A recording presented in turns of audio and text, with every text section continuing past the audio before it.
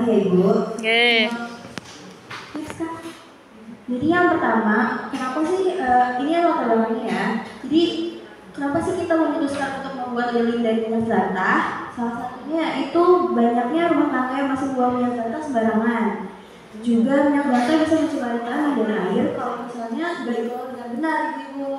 Juga bisa dan minyak jelantah ternyata bisa dimanfaatkan kembali secara kreatif dan ramah lingkungan. Selanjutnya Kak, manfaatkan limbah.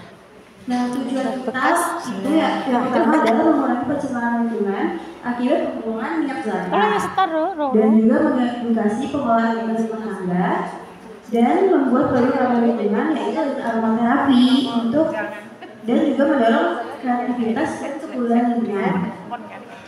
Selanjutnya Kak. Nah, kenapa sih minyak jelantah itu nggak boleh dibuang sembarangan? Nah, jadi yang pertama itu karena minyak jelantah bisa mencemari lingkungan Ibu, terutama tanah dan air, dan itu bisa merusak ekosistem dan juga dapat menyebabkan air, berbahaya buat kesehatan kalau bisa digunakan lagi, dan juga bisa dan ternyata bisa diolah menjadi produk yang lebih bermanfaat.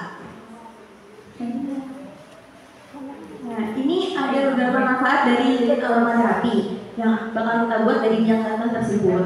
Yang pertama itu menjadi cindera mata dan estetik atau pajangan, mengurangi limbah minyak dan mencegah pencemaran lingkungan, dan juga bisa menjadi produk kerajinan tangan yang memiliki nilai jual untuk UMKM. Selanjutnya mungkin akan dijelaskan oleh Hanis. Nah, untuk alat dan bahan sendiri itu yang pertama yang pertama itu minyak jelantah yang sudah disaring. Terus kedua aromatif. Aromatif ini fungsinya untuk menghilangkan rasa atau bau yang ada di minyak jelantah. Nah, terus yang ketiga ada lilin parafin atau stearin. Kalau kami yang akan kami gunakan di kali ini itu stearin asid. Itu fungsinya untuk menghilangkan atau menggumalkan agar minyak-minyak itu menjadi lilin itu padat. Yang keempat ada bleaching earth. Bleaching earth itu fungsinya untuk menghilangkan warna-warna agar warna itu menjadi kayak minyak seutuhnya gitu. Kalau enggak meminimalisir warna dari arang tersebut. Nah, yang kelima itu ada wadah bekas. Itu bisa pakai gelas kecil, kaleng, cangkir dan lain-lain. Yang keenam ada sumbu lilin. Sumbu lilin ya fungsinya untuk sebagai yang dibakar Ibu. Terus yang keenam ada yang ketujuh ada pewarna atau krayon. Kalau kali ini yang kami gunakan itu ada krayon sama warna metalik. Krayon ke warnanya.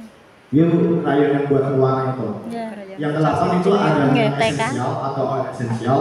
Itu bisa beraneka ragam kayak misalnya rasanya lavender, lemon, peppermint dan lain-lain. Dan yang kesembilan ada daun serai dan daun jeruk untuk meminimalisir bau dari minyak jelantah tersebut. Next.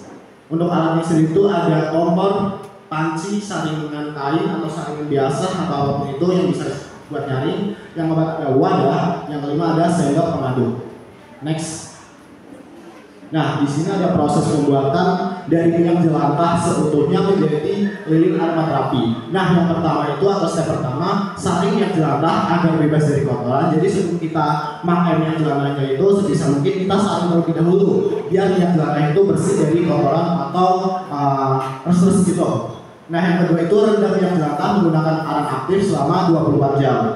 Nah, setelah disaring, kita tuh rendam minyak jelantah selama 24 jam dengan arang aktif agar fungsinya biar menghilangkan bau-bau yang ada di minyak jelantah tersebut.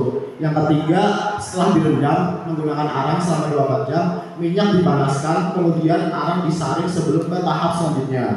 Jadi setelah kita panaskan selama 24 jam, kita saring juga arang-arang yang masih ada di minyak jelantah tersebut. Terus step selanjutnya itu setelah disaring, minyak dipanaskan kembali dan tambah